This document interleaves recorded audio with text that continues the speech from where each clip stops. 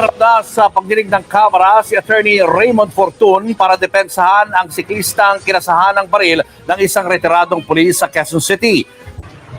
Sa social media page ni Attorney Raymond Fortun, inilabas ang isa pang anggulo ng komprontasyon ng dating pulis na si Willie Gonzales at ng isang siklista na nauwi sa pagkasa ng baril. Sa CCTV footage na galing sa barangay Don Manuel, makikitang sumingit ang minamanehong sasakyan ni Gonzales sa bike lane. Ayun yun. Sumingit, tapos bumalik. Nabangga niya kayo yung bisikleta, ngayon siya galit. Dapat kasi kakanan siya kaya alam may papalabas na van. Kaya napabuelta siya. Tapos nung pagbuelta niya, syempre bicycle lane na yung inagaw mo. Para sana lumiko pakaliwa. Pero isang puting van ang palabas sa direksyon na yon, kaya lumihis muli ang sasakyan ng retiradong pulis. Dito na nakagitgitan ng sasakyan ni Gonzales ang siklista na sinubukan pang umiwas. Ayan. Sa puntong ito na tumutugma ang CCTV na ito sa naunang viral video kung ba ang retiradong pulis at nagkasa ng baril. Tututukan na niya ako ng baril sa may bato. Pagpasok niya doon, di ba, pag anak ito doon galing sa Bloomingdale, talikod sa school. Pumasok siya sa fireplace. Natural doon ako, sinakit ko yung ano niya para lumabas. Nagalit. Ang nangyari, hinabol niya ako doon. Makikita ring tinulak pa ni Gonzales ang siklista hanggang sa hinila na ni Gonzales ang bisikleta sa gilid at nagtuloy-tuloy. Ano, kitang-kita yung kaululan nitong matandang to. Kitang-kita yung kahayupan nitong bully tong hayop na ito eh. Porket nakatiga Supreme Court eh. O ngayon, sikat ka na. Baka yan na rin ang ikaatake mo sa puso. To, tama nga yung unang report na nakarating sa atin na si Kuya, tinapik ni Kuya itong bisikleta na ito dahil wala nga pakundangan tong mag in and out sa bike lane. Ang loko-loko sa bike lane, hindi naman laging motorsiklo eh. Ang loko-loko ay mga sasakyan din, mga four wheels. Minsan alam na nilang bike lane, ibiblock pa nila yan. So yun ang lagi nating sinasabi, ayan na, may CCTV in broad daylight. Sorry ka, tatang. So yung kasinungalingan mo, na sinasabi mo na hindi nyo alam yung totoong pangyayari, ayan na yung totoong nangyari. Be careful what you wished for. Sometimes, kapag masyado kang maraming sinasabi, mas lalong inuungkat. Tandaan ninyo yung mga digamo, ang dami nilang patutsyada nung nakarating sa Senado. Anong nangyari? Lumabas lahat ng baho nila. Si Angie Bautista, nagpa-interview na nagpa-interview. Pumunta ng Kongreso, anong nangyari? Resign, lumabas lahat ng baho niya. Ito si Kuya, nagpa-media, press con, nagpaawa. Anong nangyari? Ayan. Komprontasyon. Nauna nang umapela si Gonzales sa publiko na wag siyang husgahan batay lang sa unang nag-viral na video. Pero para kay Fortun, sapat na raw ang bagong video lalo't hindi naman daw ito nagsisinungaling. Hindi na rin daw kailangang magpa-press conference. Exactly. When you press conference, sometimes ayaw ng tao na sumisikat ka masyado, so hihilahin ka nila pababa.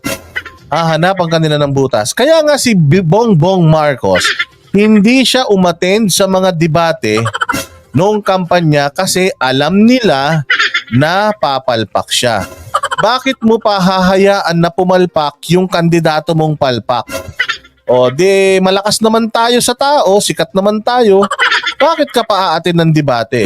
So ganun ang nangyayari. Wala nang press con. Lahat ng mga nagpe-press con nyari. So, ang hilig mo rin kasing magpasikat. Ayan. Sa isang press con sa Quezon City Police District itong linggo ang nag-viral na retiradong pulis. Binatikusan ng ilan dahilan para magbitiw si QCPD Chief Brigadier General Nicolas Torres sa kanyang pwesto. It's a verbal request that I did, that I personally talked to my Chief PNP and my Regional Director. And text message and telephone call to other superiors. As a commander, the buck stops at my door. Wala pang aksyon ng hepe ng NCRP resignation request ni Torre. Hindi pa raw kasi nito natatanggap ang sulat ng hepe. Pinasisiyasat na rin ng Quezon City Government sa People's Law Enforcement Board ang QCPD, partikular ang Galas Police Station. Hindi raw kasi kapanipaniwalang nakipag-areglo na lang basta ang siklista. Ganito yan ganito. Kahapon, si RJ, ang drummer, editor ni Banatbay, na disgrasya. Hindi, na-disgrasya siya kasi tumutugtog siya sa gabi, pauwi na siya, binangga siya ng motor sa likod. So, na-disgrasya siya, laki ng sugat niya sa tuhod. Tapos na-damage yung motor niya. Yung nakabangga sa kanyang nakamotor din, lasing. So, nasa presinto sila, pinipilit daw ng mga polis na areglohin na. Ngayon, sabi ni Banatbay, hoy, wag mong pa-areglo yan. Yung mga polis, masyado nilang ayaw magtrabaho, gusto nila i-areglo na kagad para mabawasan yung trabaho nila. Ganun kasi yan mga bossing. Ito pang masaklap. Siyempre, taga Supreme Court, dating polis. Ang nakakainis sa mga polis natin, pagka ganyan, minsan, kahit alam na nilang mali, kinakampihan pa nila. Kaya kagabi, sinabi ko naman, mga nakaraang gabi, sinabi ko naman na sana imbestigahan din yung presinto. Imbestigahan din yung mga pulis na nag-blatter nito. Kasi sigurado ako pinagkaisahan nila to si Kuya. Pinagkaisahan nila to sigurado dahil kita mo naman kinaladkad siya hanggang sa presinto tapos pinagbayad pa siya ng 500. Dapat pare-parehas silang makasuhan pati yung mga pulis na nag-blatter niyan. Pati yung hepe nung istasyon na yan, tama yan. Silipin yung maigi. Masyado na silang tamad. Oo, lahat ng mga dinudulog sa kanila. Gusto nila madalian, ma-close kagad. Oo, ganyan ang trabaho nila ngayon. Matapos siyang kasahan ng baril at sapakin. Parang nakakagulat naman na hindi ka naman tinutukan pero kinasahan ka ng baril, sinapak May sakit siya, Ma'am Clara, o kaya wag ka mag-alala, bibilang ko siya ng biogesic. Hindi kita na-inform. Anharot, bakit naman ganun? Galit na galit ka pa dyan. Kulay pink pa yung lipstick mo. Anyways, pakinggan natin si Anharot sa kanyang panggigigil sa mga pulis. ka tapos makikipag-aregla ko ng ganyan-ganyan lang. Handa rin daw ang Quezon City government na bigyan ng proteksyon ng siklista at ang vlogger na nag-upload ng viral video, maging ang kanilang pamilya. But I hope they trust me as the mayor of Quezon City na hindi ko sila pababayaan dahil it is to the best interest of all. Justice is served. Nagbabalita mula sa Frontline, Brian Basa, News 5. Sabi talaga namang gigil na gigil si Anharot. Pero okay lang yan, ang importante.